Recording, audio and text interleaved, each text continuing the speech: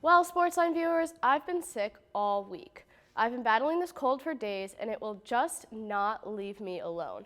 Bottom line, I'm sick of being sick. But you know what I'm never sick of? LaSalle Sports. Hello, I'm Meghan Cooney. And I'm Charlie Hug. I'm sick too. You're watching LaSalle TV's home for Explore Athletics, SportsLine.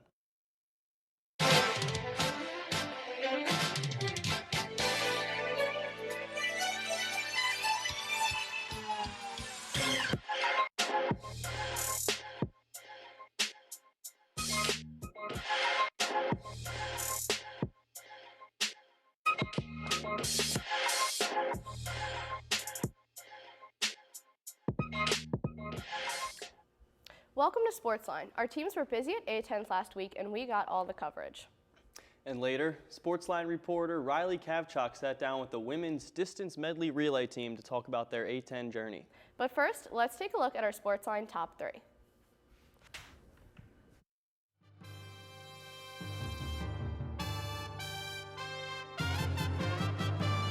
Shepard was named Philadelphia Big Five Player of the Week this week. In the Explorers' 2 wins this week, Shepard averaged 18 points and 7 rebounds per game while shooting 60% from the field, including a career-high 23 points in Wednesday night's win against St. Bonaventure. Number 2, Andrea Savoca was named the A10's most outstanding rookie performer for the 2023-2024 season. The Italian freshman impressed all year long, breaking multiple records and winning multiple medals at the A10 championships, including gold in the 100 breaststroke. Number 3, Felix Jedbrat was named this week's NovaCare Student Athlete of the Week. Jedbrat was incredible at the A10 championships, breaking 7 school records and taking home 6 different medals. Very impressive work from our athletes. I know that top 3 can usually be a couple different events or different stuff like that, but this week it's been all about the athletes, and we have a lot of big news coming from A10s that happened last week, so that's really exciting. Deshaun Shepard scoring his career high points and being named Philadelphia Big Five Player of the Week is absolutely outstanding. He deserves it. He's been having a killer season, so it's exciting to see. Yeah, big news around the world, Leap Day, and I feel like it would be wrong to not talk about Deshaun Shepard on Leap Day. If you've seen a game, you know how high he jumps, so it's only fitting that he's one of our top 3 this week. Yeah, and I mean, Andrea Savoca, we talk about him all the time. I can't get his name out of my mouth on this show, and so the fact that he was named their A10's most outstanding rookie of the season is just absolutely incredible. And he's just had a killer season. He got gold at A10s, and I know we'll get into it a bit more later, but he's just outstanding. Yeah, all the swimmers you'll see just had a fantastic A10s, and Felix Jedbrat, I mean, 6 medals, and then somehow topping that with 7 broken records. It was something like I was just blown away. I don't know. I was very surprised to think of how long that program's been around, and then to have 7 in one weekend, or 1 week, I guess, a couple different days. It was just very, very impressive. So I'm excited to talk about that later on. Yeah, it's super impressive. He's really out there. He's making a name for himself with this program, and I just feel like it's a really good to see. So that's it for top 3. Now let's see how our teams did in this week's recaps. Men's basketball took on Rhode Island on Sunday. LaSalle took the lead early with points being up by 3 different players in the first 5 minutes, giving them a head start. A 6-0 run helped give the Explorers a greater lead, making the score 13-6. Both teams went back and forth before a 3-pointer from Brickus would send the Explorers' lead into double digits, making it 23-13. Jumpers from both Anwar Gill and Ryan Zand would increase the Explorers' lead to 14. The Rams would attempt to claw their way back, but a slam dunk and 6 straight points from Deshaun Shepard would shut that right down, and the Explorers would lead 44-28 going into the half. The Explorers kept the heat in the second half, with Brantley scoring the first 5 points of the half. A hook shot from Rokas Josias and a 3 from Shepard would increase the lead to 20 points for the Explorers. They didn't stop there, with Tunde Valberg-Fasasi, Josias, and Brickus hitting 3s back-to-back to make the score 61-34. The Rams would attempt to make a comeback, but Josias quickly put that to rest with 5 straight points. Both teams went back and forth for the rest of the game, but the Rams could just not catch up, and the Explorers took home another win with a final score of 84-61. Moving on to last night, the Explorers traveled to the Steel City to take on Duquesne. The game started out slow, but Duquesne broke the stalemate with a 3. The Dukes continued with the shots to extend their lead to 6-2 by the first media timeout. Buckets from Khalil Brantley and Rokas Josias helped tie the game to 6-all. The two teams began to trade baskets with Duquesne holding a 14-11 lead. The Explorers caught fire going on a 10-0 run with buckets coming from 4 different players, while Tunde Valberg-Fasasi and Jameer Brickus hit from beyond the arch during the run. The Dukes broke the run with a 3-pointer, and 4 points from Brickus and Anwar Gill extended the lead. The back and forth continued until Ryan Zan and Yoshis scored the next couple points to put the advantage to 7. The teams traded baskets for the remainder of the half, but LaSalle was able to hold their lead 34-31 heading into the half. Duquesne began the second half with a lead, but the Explorers were still in the game with buckets from Yoshis and Brantley. The teams would continue to trade baskets for the rest of the game, but the Explorers could not rally and fell 75-63, losing their winning streak. Women's basketball faced VCU on Saturday for their senior game. The Explorers came out with a new starting 5 to celebrate their seniors. Molly Massantonio, Michaela Miller, Julie Jacott, and Ashley Hopper were all included in the starting 5. The Rams offense started off strong, going on an 11-2 run. Later in the first, the Explorers pulled closer to the Rams. Massantonio hit a 3, putting LaSalle within 6. Miller also hit a 3, putting the Explorers within 3 points to end the first quarter. The second quarter was a tough battle for LaSalle. By the 2-minute mark, VCU outscored the Explorers 17-2. By the end of the half, the Explorers found themselves down 42-24. Tiara Bolden started the second half with her third 3-pointer of the game. Emma Egan contributed as well, ending the third with 5 points. The Explorers entered the fourth down 25 points. Bolden unfortunately fouled out early in the fourth, putting LaSalle in a difficult position. Towards the end of the game, the senior starters returned to the court. Hopper saw some action towards the end of the game, getting fouled and going up the line. Sadly, the Explorers could not come back and ended the game with a 75-50 loss against VCU. Last night, women's basketball defended their home court against St. Louis. The Explorers came out of the game aspiring first, with the first 3 possessions resulting in points from Tiara Bolden, Molly Massantonio, and Michaela Miller. Despite the scoring drive, St. Louis was able to answer every step of the way. At one point, up 7 points, the Bills kept inching closer to the Explorers before Massantonio got LaSalle back on top, ending the frame. The second quarter did not start like the first, and St. Louis jumped on top with the lead. A jump shot by Emma Egan gained some momentum for LaSalle, but they were still outscored 21-6. Massantonio and Jolene Armendariz contributed early in the third, but unfortunately, the Bills answered the majority of the time. Tiara Bolden and Armendariz led the scoring charge in the third, but the Explorers would not be able to regain the lead, and the game ended with a LaSalle loss 78-57. This past Saturday, the women's lacrosse team traveled to Riverdale, New York to take on the Manhattan Jaspers in a close matchup. The game started in favor of Manhattan, opening the half of the first quarter to a 4-0 lead by the Jaspers. Alana Lathan broke the scoring streak and got LaSalle on the board with 7 minutes and 24 seconds left in the first. The Explorers were down 6-1. Then, in the final minute of the first, Ellen Stickney ended another Jasper scoring streak to cut the lead to 6-2. The second quarter proved to be slightly better offensively and much better defensively for LaSalle. Maddie Henderson then added another goal for the Explorers with 5 minutes and 41 seconds remaining in the second, which was shortly followed by a Mackenzie Click goal, her 6th of the season. LaSalle would surrender one more goal before the half expired from Katie Johnson, the team's leading goal getter. The Jaspers led 8-5 at halftime.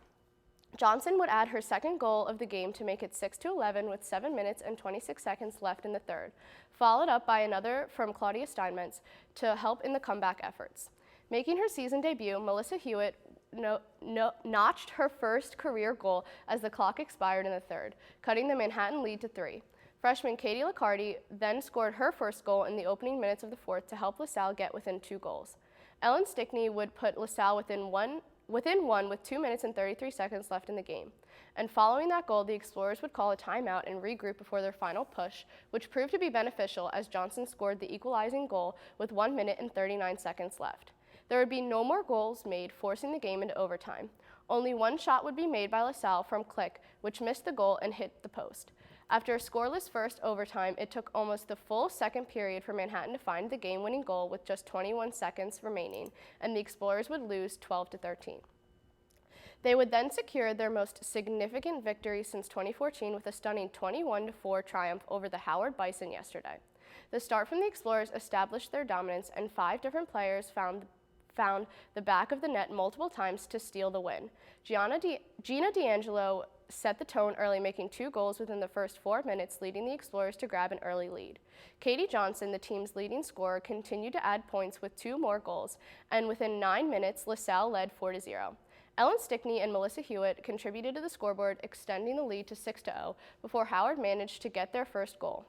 Entering the second quarter, LaSalle held an outstanding 7-1 advantage. The Explorers showed no mercy as Alana Lathan and Maddie Henderson added goals, pushing the lead to 8. Stickney secured a first-half hat trick, and LaSalle led 11-1 in the 11th minute of the second quarter. Howard managed a brief comeback, scoring twice, but Lola Quigley and Johnson responded, capping the first half with a 13-3 lead for LaSalle. The third quarter saw Henderson and Stickney expand their goal totals, with D'Angelo earning her first hat trick as an Explorer. The final quarter saw more firepower from LaSalle, with Mia Riccatelli, Lathan, Klein, and Pickard contributing to the dominant display.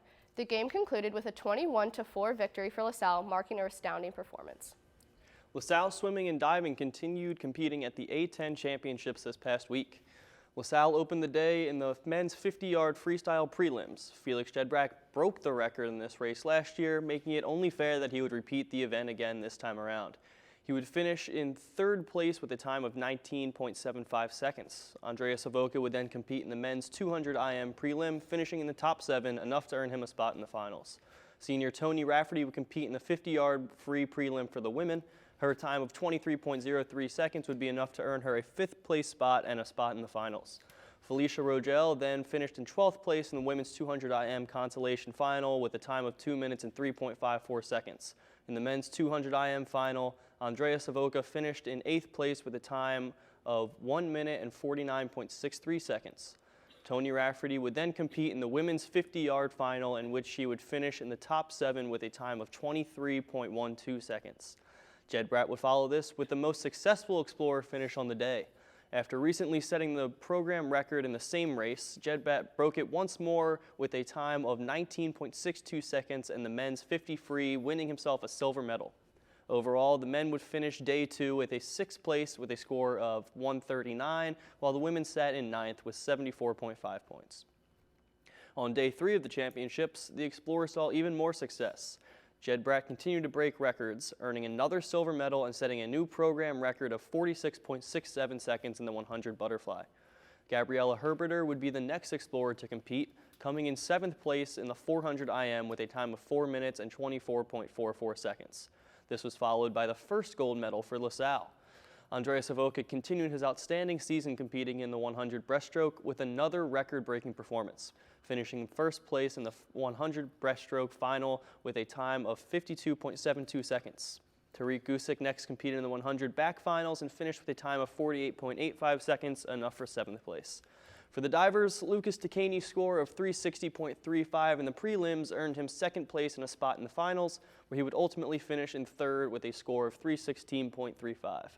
The final event of the day would see the relay team of Tariq Gusick, Andrea Savoca, Felix Jedbrack, and Carter Perkins setting a new program record in the 400-yard medley relay with their 2nd place time of 3 minutes and 22.61 seconds, earning them a silver medal.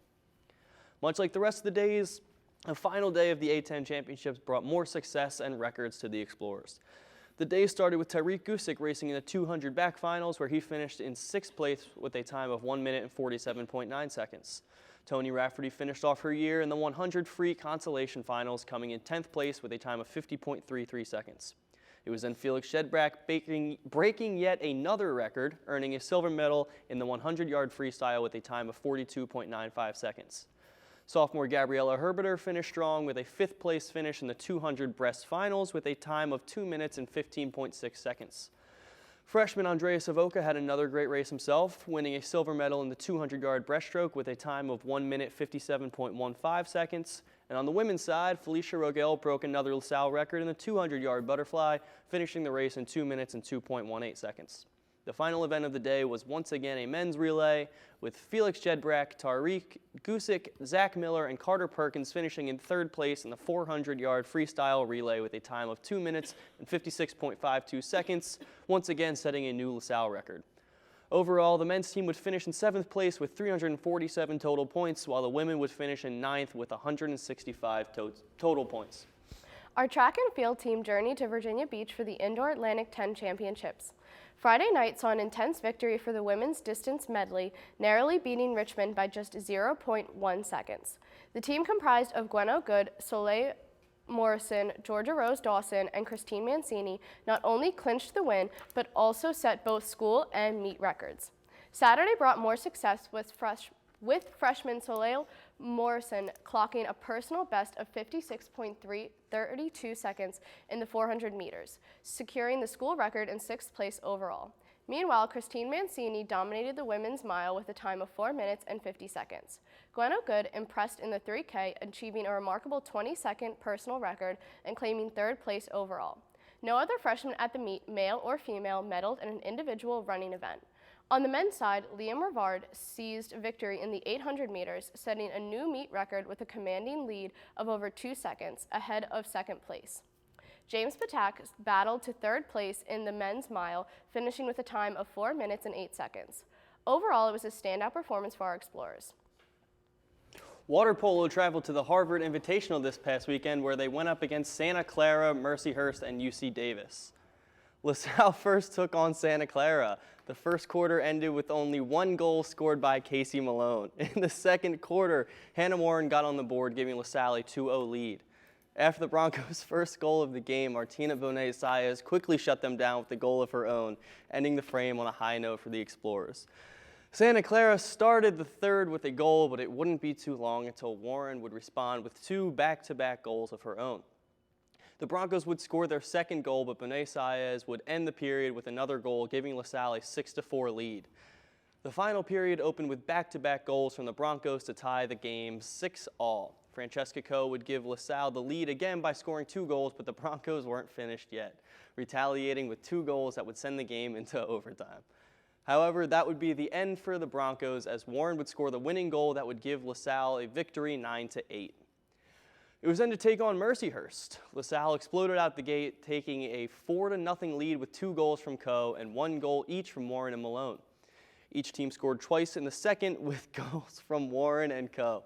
The Explorers would then come out of the game running again in the second half with 2 goals from Coe and 1 from Warren to extend the lead 9-2. Mercyhurst returned a few goals of their own, but goals from Bonet-Saez and Coe would seal the deal for LaSalle, ending with a victory 12-5. The Explorers would end the Harvard Invitational competing against UC Davis. UC Davis came out hot, scoring 5 of their goals of the contest. Coe and Bonet-Saez would each score 1 to pull LaSalle back into the game. UC Davis extended their lead, scoring 2 more goals in the second quarter, putting them up 7-3. The Explorers put a stop to them all by not allowing a single goal in the third, while Warren secured a goal to cut the deficit. Unfortunately, it wouldn't be enough, and another goal from UC Davis would shut down any comeback from LaSalle, and they would fall 8-5. All right. A lot going on this week, and I don't really even know where to begin. There's A10s, there's basketball, there's just a lot occurring. I think the one thing I want to mention is how many records were broken, LaSalle records, and I know there was a track record broken for the meet, which means all the schools haven't done it before, which is really, really cool. Seems like they're catching fire at like the perfect time. I don't even literally know where to begin. Lacrosse has done absolutely amazing. I'm so glad to see them coming back this season. Their offense has been absolutely ridiculous. That 21-4 game against Howard is insane, like absolutely crazy. Multiple hat tricks. Gina D'Angelo having her first Explorer hat trick of the season has just been ridiculous. Their offense is explosive. I know they went into overtime and it was a really close call with that game against Manhattan, but they've just been doing amazing this season. I can't wait for them to continue. Yeah, and I mean, a goal total that hasn't been reached in 10 years is awesome. That was cool to see. It was, especially with that team. It's nice. Yeah, but it was. Anyway. SportsLine reporter Riley Kavchuk got the chance to sit down with the women's distance medley relay team, who just took home a gold medal and set a record at 810s this past weekend. Let's see what they have to. Welcome back to On the Sideline. I'm Riley Kavchuk, and joining me today is the LaSalle women's distance medley relay team. We have Christine Mancini, Gwen Good, Georgia Rose Dawson, and Soleil Morrison. How are you guys? Good. Thanks for having us. Thanks for being here. So you guys just competed in the Atlantic 10 Track and Field Championships in Virginia Beach and took home gold. So how does that feel for all of you? It feels really good. I think something interesting about our team is that we have a lot of underclassmen on the relay team as well. So it was great to win gold, but I think this team has like a bright future as well, and hopefully more golds to come. Was there anything in this race specific that was challenging, like as a team for you guys?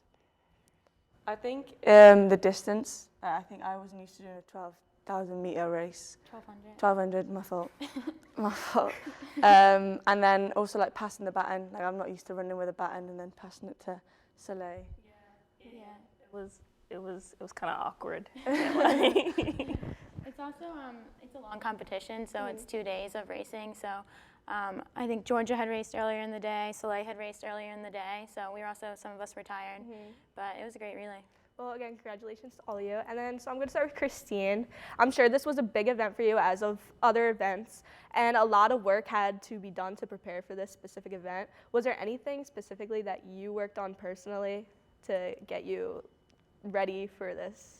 Yeah, so something that I think is interesting about track and field that maybe a lot of people don't know is that we run every day to train to race really hard, but when it gets to a championship race, there's a lot of strategy that goes into it as well. So I think just being prepared to get the baton and race really hard, but also knowing that it could be a sit and kick race, like there could be a lot of different strategy going into it. So thankfully my coaches had prepared me really well, and my one coach was on the sideline telling me exactly what to do and when to take the lead and when to maybe sit back and relax a little bit. So yeah, I would say that was challenging, especially when I was younger, like the strategy part.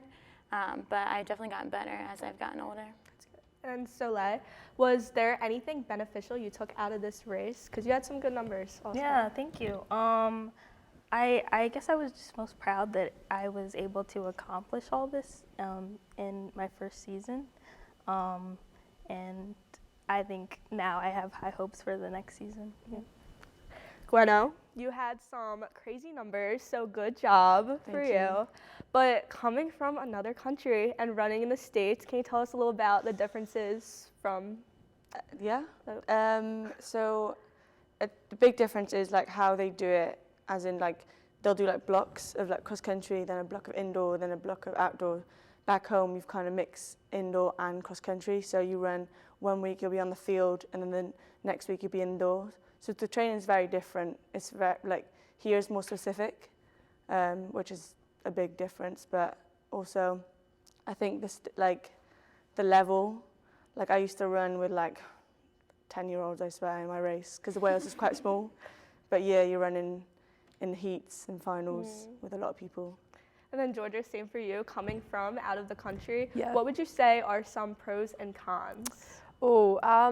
I think, well, in New Zealand, we don't even have indoor track. So it's such, like, I personally love indoor. So I think it's really cool that we get that over here. So that would be my pro. And then cons, like, maybe just getting used to it. It's like you're running on a smaller track, it's 200 meters, you do more laps. So it's just like, I feel like it's like a process of like learning how to race and indoors and stuff like that. Yeah. And so you've been in Philadelphia for 2 years now. Yeah. What do you think has like the biggest adjustment been from running back in New Zealand to Philadelphia and competing with other states? I think I would say probably the competition over here. There's a lot more runners. Like at nationals back home, we would have like maybe 30 girls in a race, 20 girls.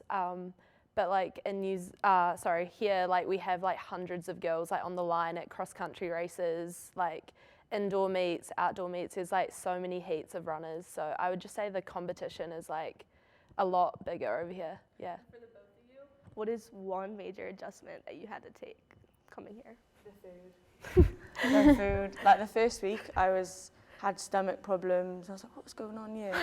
But I don't say no to the food either. I really do like it. So that's the biggest I'd say. And same for you. I would say the food, also the weather. I like struggle a lot in the heat. Like people know I get knocked down a bit. So it's, definitely is a lot hotter in Philadelphia. But yeah, it's nice. So I'm going to go back to Christine and Soleil. Was there something that in this race specifically that you believe you achieved? And then is there something that after seeing how you did this race that you think, hey, maybe I need to work on this as a personal reflection or goal? I can go first. I would say something that we achieved. We got the school record, which was something that I personally have had my eye on for a couple years. I've been on a DMR for LaSalle before, and we've been close to it, so it was pretty special to finally get that. So it was the fastest time we've ever run. Something I think I could work on,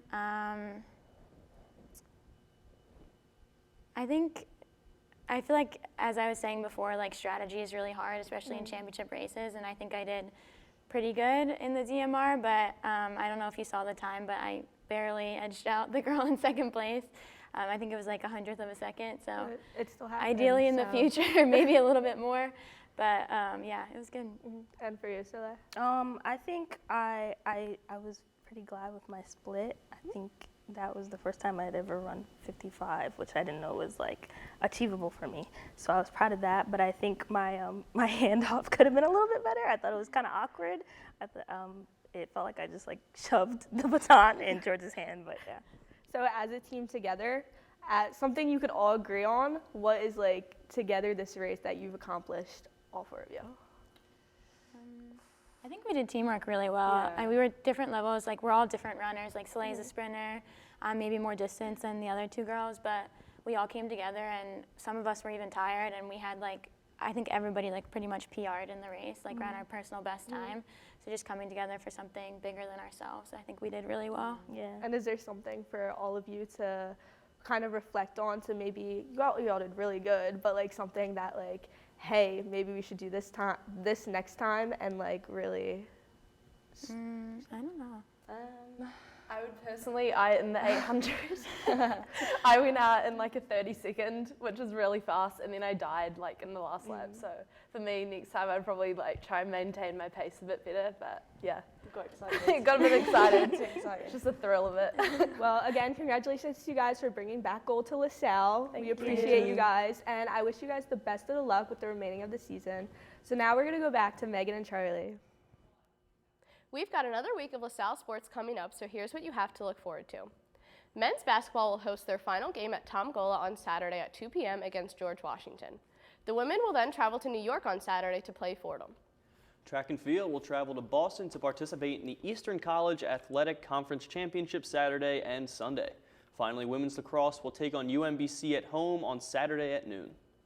That's just about wraps it up for this week. If you can't make it out to see the Explorers play, be sure to tune in next week for our coverage. Keep up with this weekend's other sporting events by visiting goexplorers.com. Also, check us out on Facebook at facebook.com/LaSalleTV and on Instagram at SportsLineLTV. We welcome you to send us your thoughts and suggestions there. From our entire SportsLine team, I'm Meghan Cooney. And I'm still two-time intramural basketball kickball champion Charlie Hugg. Thanks for tuning in, and we'll see you at the game.